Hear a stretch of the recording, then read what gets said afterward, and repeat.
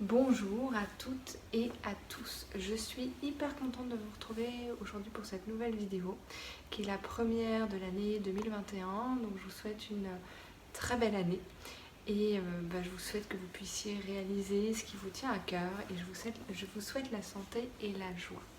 Aujourd'hui j'ai envie de vous parler de ce que j'ai envie de retenir de 2020.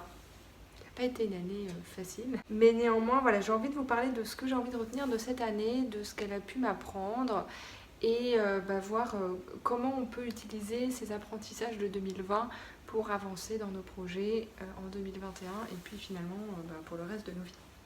Alors pour moi, le plus grand enseignement de 2020, d'abord, c'est que tout peut arriver. Tout peut arriver en galère. Qui aurait cru il y a un an que, voilà, un an après, on serait encore tous avec nos masques sur la figure, avec plein de malades, avec la situation qu'on a aujourd'hui. Franchement, en tout cas pas moi. Peut-être que j'étais pas assez bien renseignée, mais il y a un an, j'y aurais pas cru. Donc 2020, moi, ça m'a appris vraiment cette idée que tout peut se produire, donc dans le négatif. Mais si tout peut se produire dans le négatif, ça veut aussi dire que tout peut arriver en positif, que rien n'est impossible en positif. Le monde, en général, il y a une recherche d'équilibre dans la nature et dans nos corps et dans la santé, enfin dans tout, il y a cette recherche d'équilibre. Et donc s'il y a des choses très négatives qui peuvent arriver, comme ce qui s'est passé l'an dernier et ce qui est encore là avec cette épidémie mondiale, ça veut dire aussi qu'il peut y avoir des choses géniales et des choses très positives qui peuvent arriver. Et donc ça, c'est une super nouvelle. Et donc ça veut dire que c'est le moment de se lancer dans ces projets. Et c'est le moment de faire ce qu'on n'osait pas faire parce qu'on ne pensait pas pouvoir y arriver.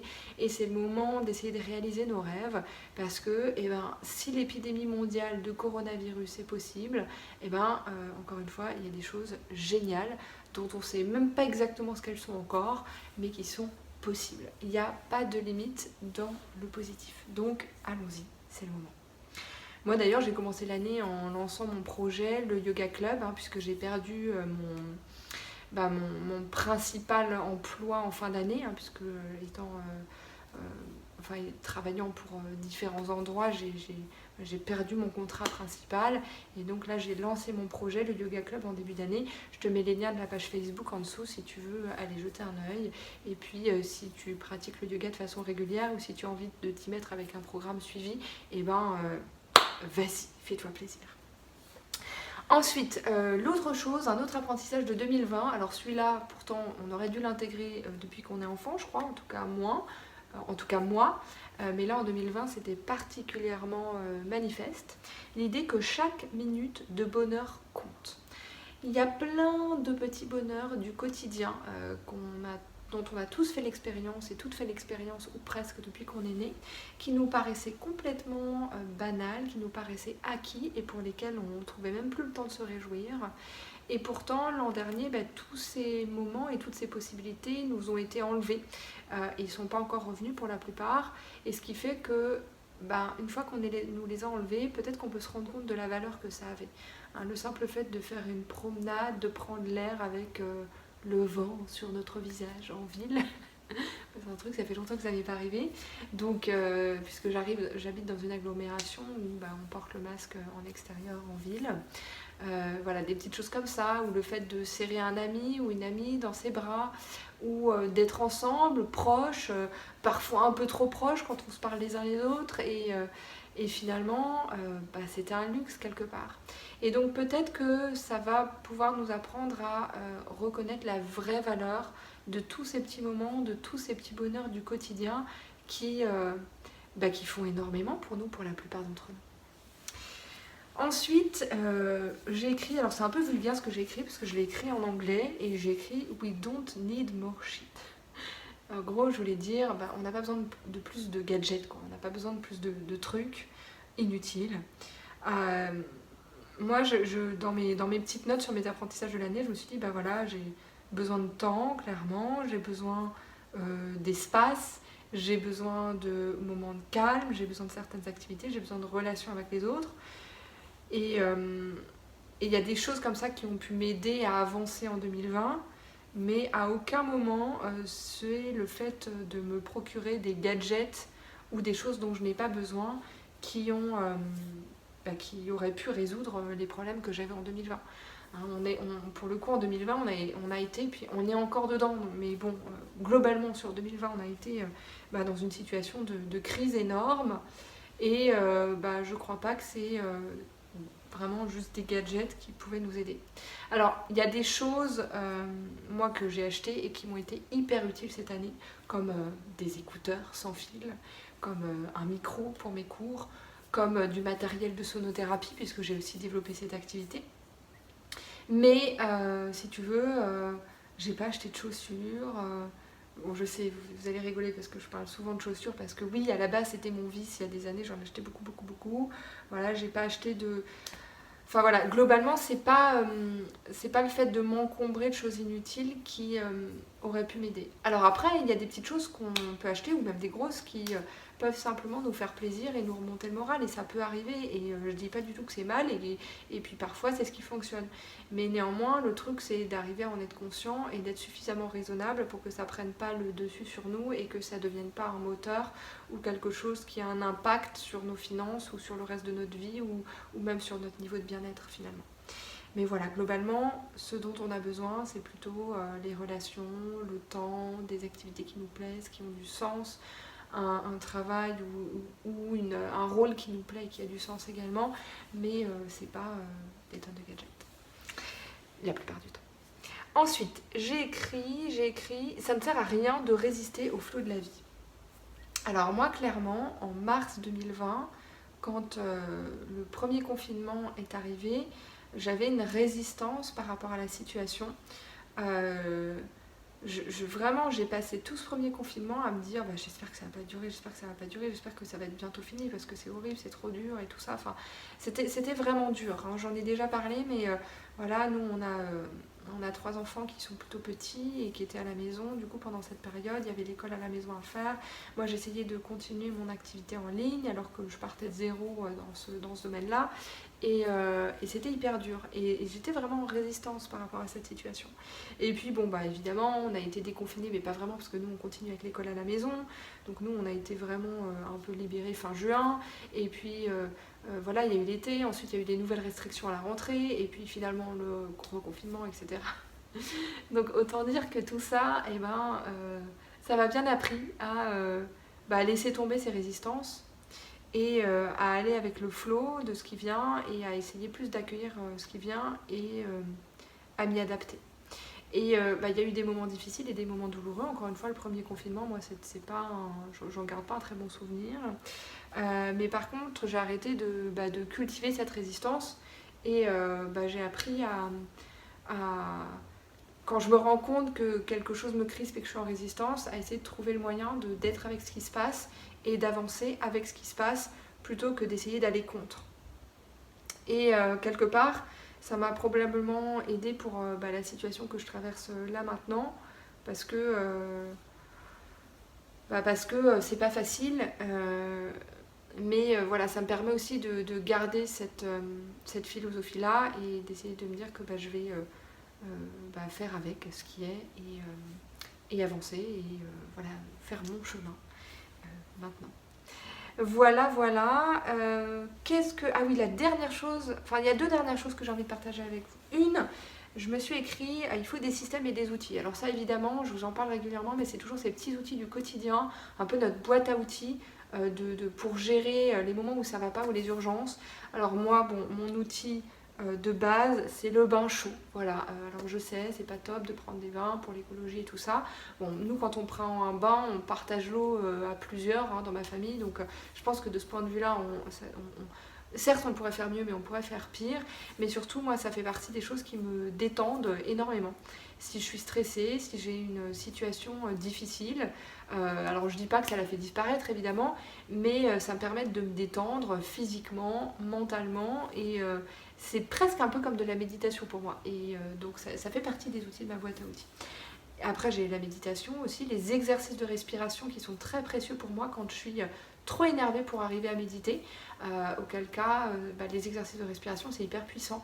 Il y en a qui sont assez physiques et assez énergiques, et en général, je commence par cela, et après, je vais vers quelque chose de plus calme, et c'est très efficace pour moi.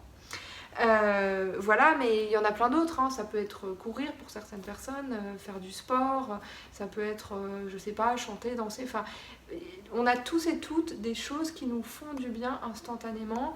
Et le truc, c'est de les découvrir, de le savoir, peut-être de se le noter quelque part pour y penser quand ça va pas et les utiliser. La dernière chose que je me suis notée sur ces apprentissages de 2020, c'est que apprendre, c'est cool. Je me suis fait une petite liste des choses que j'ai appris en 2020 et qui me font dire que cette année n'a pas du tout été du temps perdu, même s'il y a eu le confinement, même si c'était dur, etc.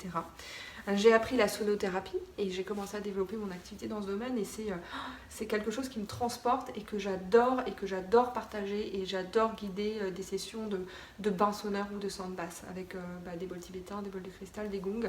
Vraiment, ça m'est ultra utile et ça fait partie de ma boîte à outils d'ailleurs et je suis hyper heureuse de l'offrir aux autres. Donc ça, j'ai appris ça en 2020. J'ai aussi appris à donner des cours en ligne, chose que j'avais pas fait auparavant et du coup c'est une compétence que je vais pouvoir utiliser, j'espère, à l'avenir. J'ai appris à utiliser de nouveaux logiciels.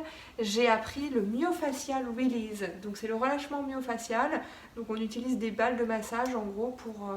alors moi je l'utilise en lien avec le Yin Yoga, donc je l'utilise en lien avec des points des méridiens, mais aussi pour relâcher des zones musculaires profondément, et ça c'est pareil, ça fait partie de ma boîte à outils maintenant. J'ai appris la yoga thérapie, donc ça j'avais commencé en 2019, mais j'ai continué, j'en ai fait une grosse partie l'année dernière et je continue encore, je serai diplômée à la fin de cette année normalement.